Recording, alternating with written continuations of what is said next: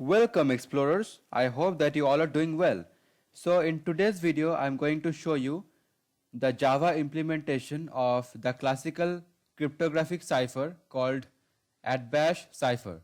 So without further ado, let's start the video.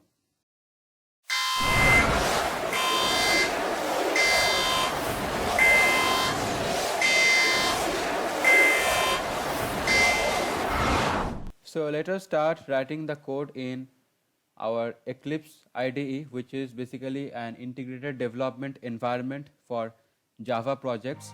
So let me first open it. As you can see, the Eclipse IDE has started. And first of all, we are going to write the encryption function or method, and then we will do the implementation and do the same for decryption. As you can see, I have a Java file called my program. And now first of all, as you can see, we have a class called my program, and inside the class we are going to write pretty much everything. And most of you would have already known that everything which is written inside a Java program is written inside a class. Basically everything is a class inside a Java program. So let me first write the main method. The main method will be public static void main. So let me write it.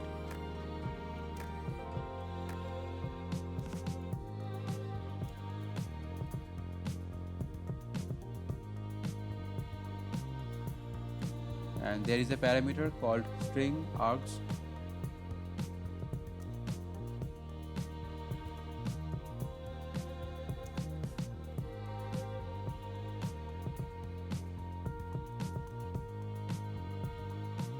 And now we are going to declare the variables. The first variable will be pt or plain text, and then we have encrypt function. Then we have encrypt variable, which is a string variable, and then finally we have decrypt string variable. Now we are going to take the input from the user. So first of all, we will have to declare a scanner instance for taking the input.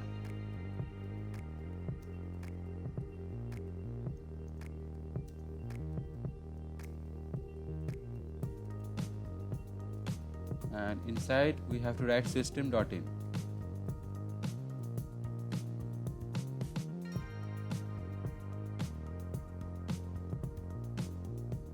And first we have to show a text or command which will actually tell the user that he or she has to enter the plain text. So to print that, we have to write system.out.println. We have to write system.out.println.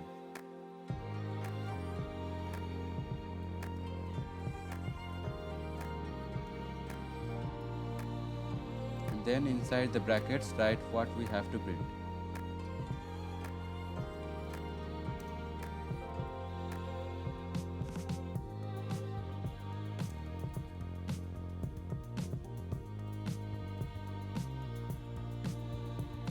And then the plain text variable will capture whatever is entered by the user.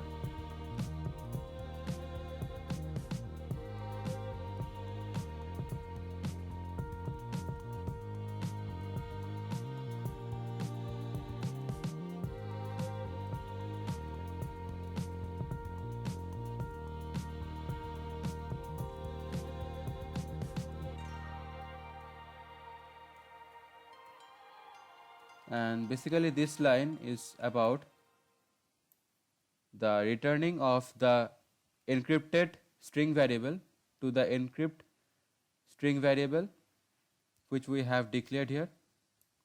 And now one more thing, for taking the input or declaring the scanner instance, we have to also write import java.util.scanner.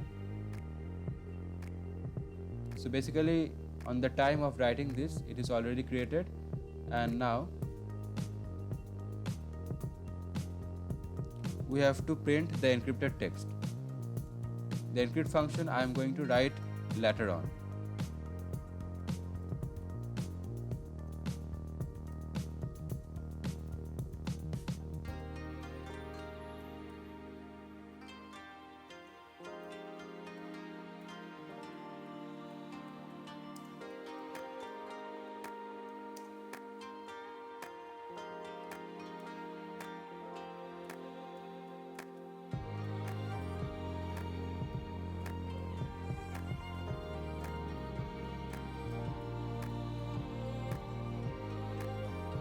And now print the encrypt text.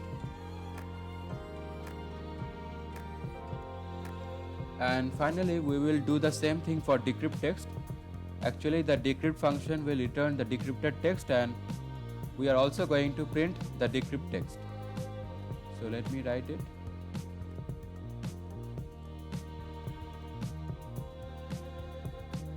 Here we will be passing the encrypt string variable as a parameter.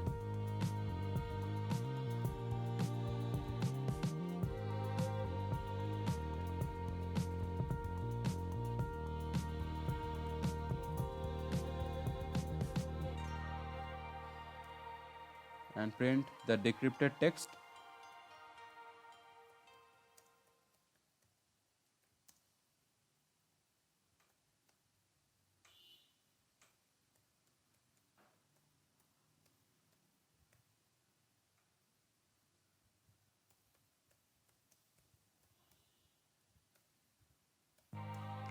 And finally print the decrypt string variable.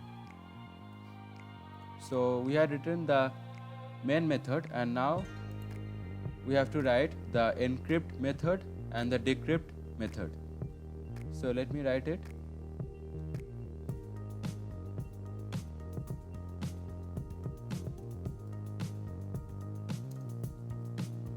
The encrypt method is basically going to return a string variable, so it would be of type string, static string encrypt.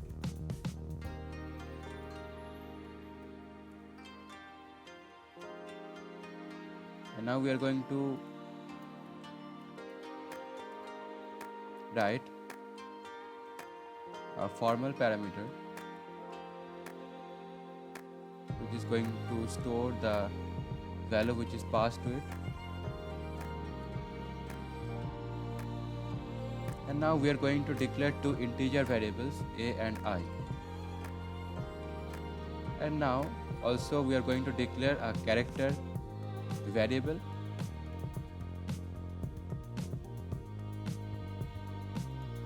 And finally we are going to declare a character string of the name encrypt1.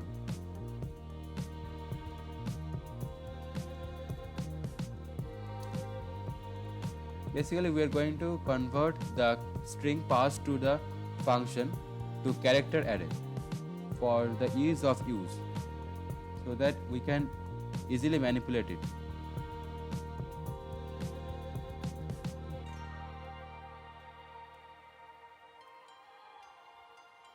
For that I am going to use the special predefined function which is to character array.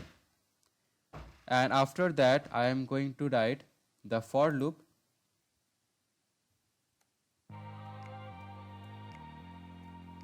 for I equal to 0, I less than length of the plain text.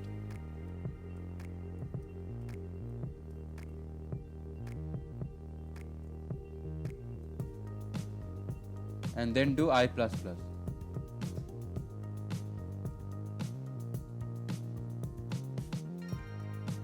First of all, we are going to store the first or whichever position the I index defines, that position character value of the character array that we had defined.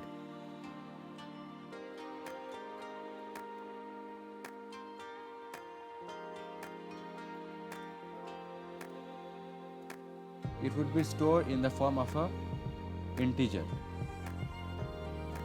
So basically we will get the ASCII equivalent, and now we have to manipulate the ASCII value which we have got. And for that, write a equal to 91 minus a minus 64, which is basically the main driving force of the conversion. And after that, again convert back a to its character equivalent. For that, write character A. This is actually an explicit type conversion.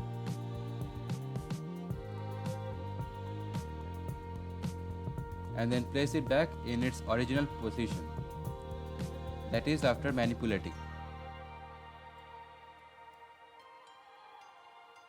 So we had written all the main things inside the for loop, and now let us declare another string variable which will be used to store the final string from the encrypt character string.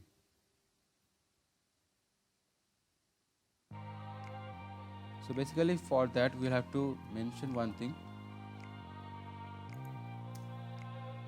We have to write string encrypt2 equal to new string. Then inside that pass the encrypt1.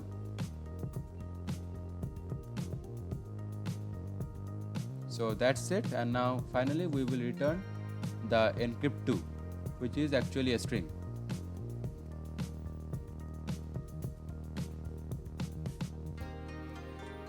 So that's it, and now we are going to write the decrypt function. The decrypt function is pretty much the same, so we have to make some minor adjustments. So I'm going to copy this and paste this and alter the name. In place of encrypt, we are going to write decrypt and pass the encrypt instead of plain text. The integers and characters are pretty much the same, and in place of encrypt1, write decrypt1. And here you can write encrypt and to character array, and then replace each of the plain text by encrypt.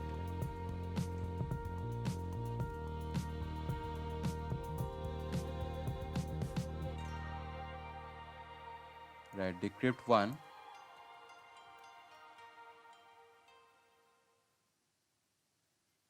and now we have to basically write the reverse process. Suppose we have a variable called y, and suppose this is x, and this is y.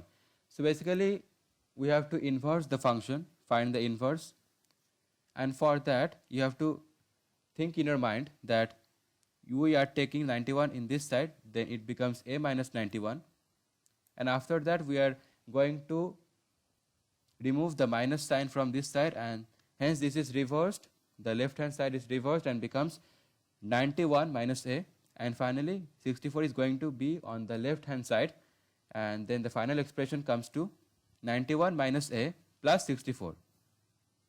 So let me write it. Then the expression becomes a equal to 91 minus a plus 64. And so after that the things are pretty much the same. Decrypt1 equal to ch and string decrypt2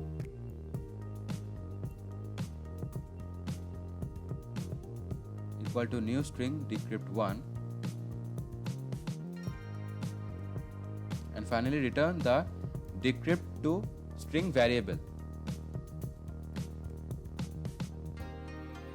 So that's it. Let me run this code.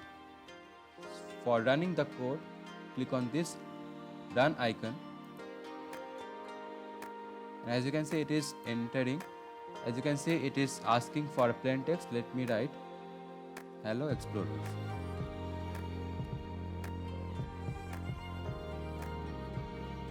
So I have written hello explorers,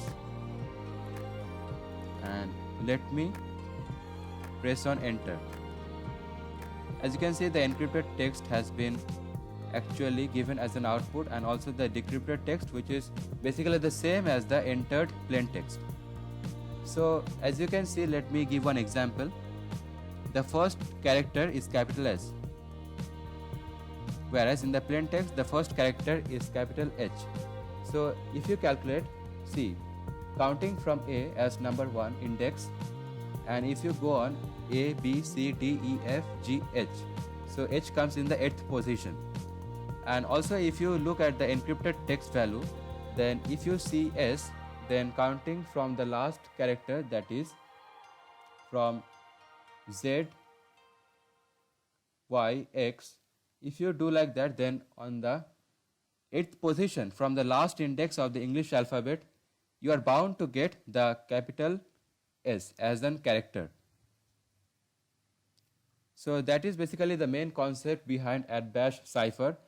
It basically is very much dependent on the index positions of the alphabets, and the encrypted text which we actually get is basically the same index from the end of the English alphabet as is the plain text or the decrypted text from the beginning of the English alphabet.